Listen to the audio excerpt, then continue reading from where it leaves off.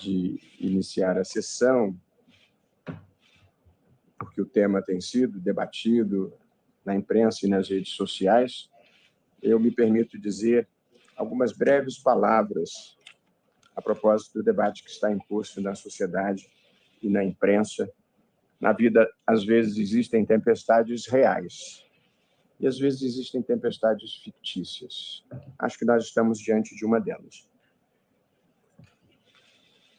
Muito breve e objetivamente, eu gostaria de registrar o seguinte a propósito das discussões que têm sido travadas de ontem para hoje.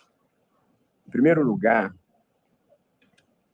todas as informações que foram solicitadas pelo Supremo Tribunal Federal e pelo relator dos inquéritos, ministro Alexandre de Moraes, referiam-se a pessoas que já estavam sendo investigadas e, portanto, o inquérito que já estava aberto perante o Supremo Tribunal Federal.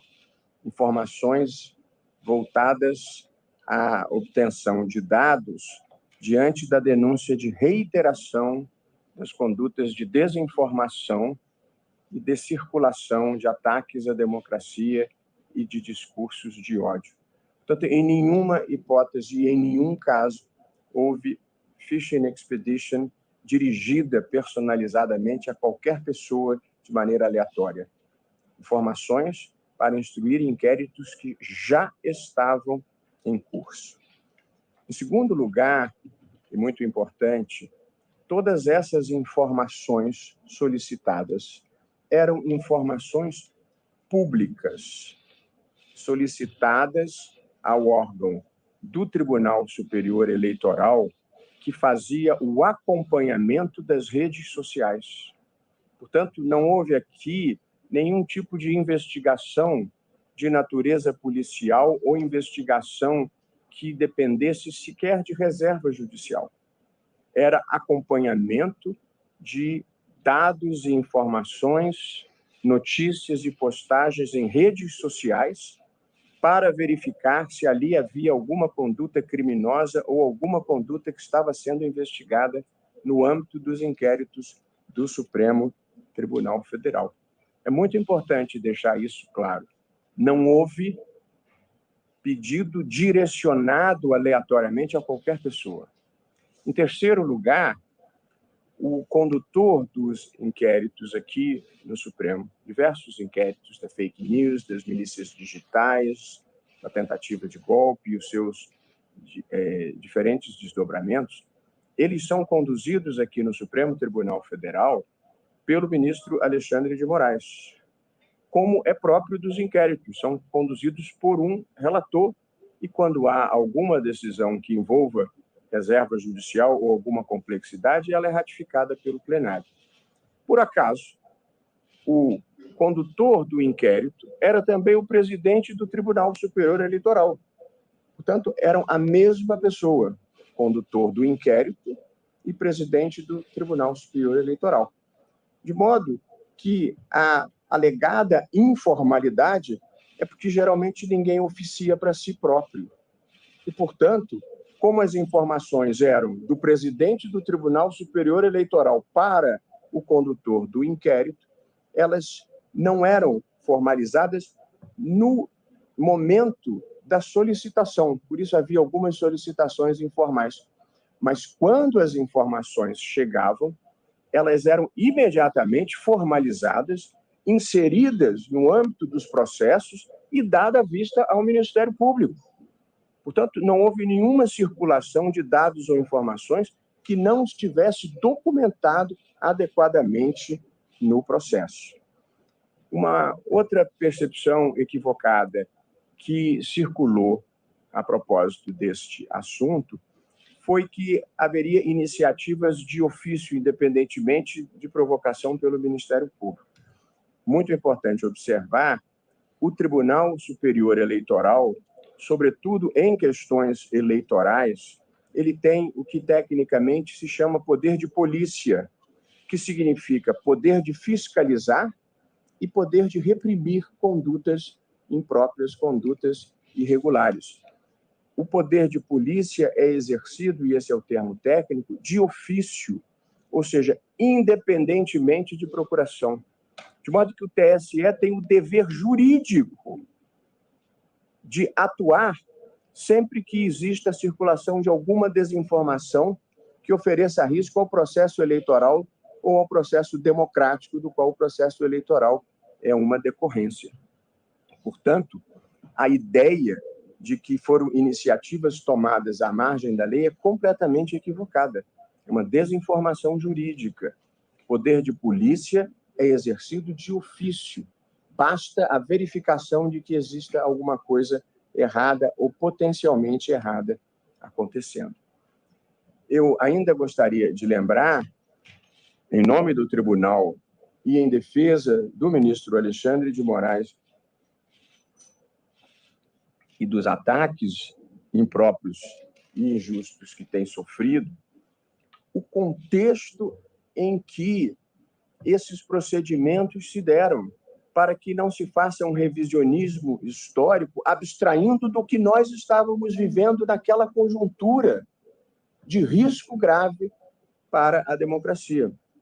E eu fiz de memória alguns registros aqui dos ataques graves que o Supremo recebeu, inclusive vindos de altas autoridades, no dia de comemoração da independência do Brasil. Nós vivíamos um contexto de acampamentos nas portas de quartéis pedindo golpe de Estado para impedir a posse do presidente da República eleito democraticamente. Nós tivemos situações de bloqueio das estradas. Nós tivemos situações de ministros cercados, eu mesmo, por centenas de pessoas com ameaça de agressão. Nós tivemos inúmeras ameaças de morte a cada um de nós. Todos nós passamos a andar com segurança. Ninguém aqui andava com segurança no Supremo. Ninguém. E, mais recentemente, precisamos fazê-lo pelos sucessivos riscos que passamos a correr num evento que estivemos em Nova York, uma turba que depois se descobriu que estava recebendo diária para nos atacar, tentou virar em plena Quinta Avenida a van em que nós estávamos. E basta imaginar o que teria acontecido se eles tivessem conseguido efetivamente esse intento. Nós vivíamos a conjuntura em que, no dia da diplomação do atual presidente da República, a Polícia Federal foi depredada. Nós tivemos, nesse mesmo período, uma bomba que foi descoberta e desarmada antes de explodir no aeroporto de Brasília. Portanto, nós vivíamos uma conjuntura tensa e de gravíssimas ameaças à democracia, às instituições e às pessoas. E, portanto, é preciso ter em linha de conta que as decisões eram tomadas numa conjuntura extremamente adversa, em que se fazia uma campanha falsa, fraudulenta, contra as urnas eletrônicas, contra a legitimidade do processo eleitoral e depois contra a posse do presidente da República eleito. Portanto, todos os atos praticados pelo ministro Alexandre de Moraes se deram no cumprimento de dever. E nós que o acompanhamos de perto sabemos o custo pessoal e a coragem moral e física que exigiu enfrentar esse tipo de movimentação antidemocrática. E o risco pessoal, quando nós aceitamos estar aqui, ainda é tolerável, mas pior é o risco para a família, para a esposa, para os filhos, as ameaças, de modo que ninguém imagina a tensão, o desconforto e o tipo de coragem que é preciso ter para se opor ao extremismo de uma maneira geral. Venha de onde vier, com a sua intolerância, com as suas ameaças, com a tentativa de intimidar. E, portanto, parte da reação que nós enfrentamos é porque não nos deixamos intimidar. E, portanto, nós não podemos rever a história esquecendo do que passou e do que nós tivemos que enfrentar nesse país, infelizmente, em ciclos de atraso que nós achávamos que já havíamos superado. E respeitando o papel da comunicação social porque nós não temos nada a esconder, tudo aqui é transparente e, portanto, a preocupação não é o tipo de notícia que vem à luz do dia, porque ninguém aqui tem nada a esconder, e o papel da imprensa é divulgar mesmo a notícia que parece interessante para o público. Mas as interpretações equivocadas e as narrativas inverazes, essas nós precisamos enfrentar. Portanto, a nossa dificuldade não é com a divulgação de nenhuma informação. Isso não nos preocupa. Mas as interpretações erradas, essas nós precisamos desfazer, e essa é a única razão pela qual eu estou tratando desse assunto. E todos nós precisamos refletir seriamente a quem aproveita a construção de uma narrativa que procura descredibilizar quem impediu que aquelas forças prevalecessem no Brasil naquele momento histórico, trágico e muito difícil. O Supremo Tribunal Federal, como toda instituição humana, é passível de crítica e de divergência, e ninguém aqui se acha imune a visões críticas. Faz parte da vida. Numa democracia, a verdade não tem dono, ninguém tem o monopólio da virtude. Portanto, não é uma questão de ter crítica ou de divergir de decisões do Supremo. Nós decidimos as questões mais divisivas da sociedade brasileira. E, portanto, faz parte do nosso papel, ao interpretar a Constituição, com muita frequência, desagradar setores importantes da sociedade.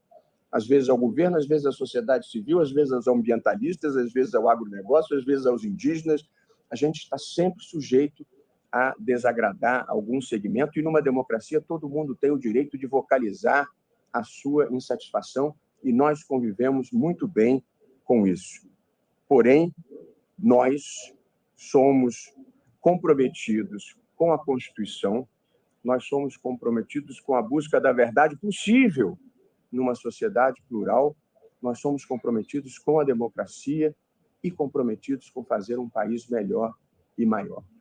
É para isso que todos nós estamos aqui. Nossos compromissos são com o Brasil.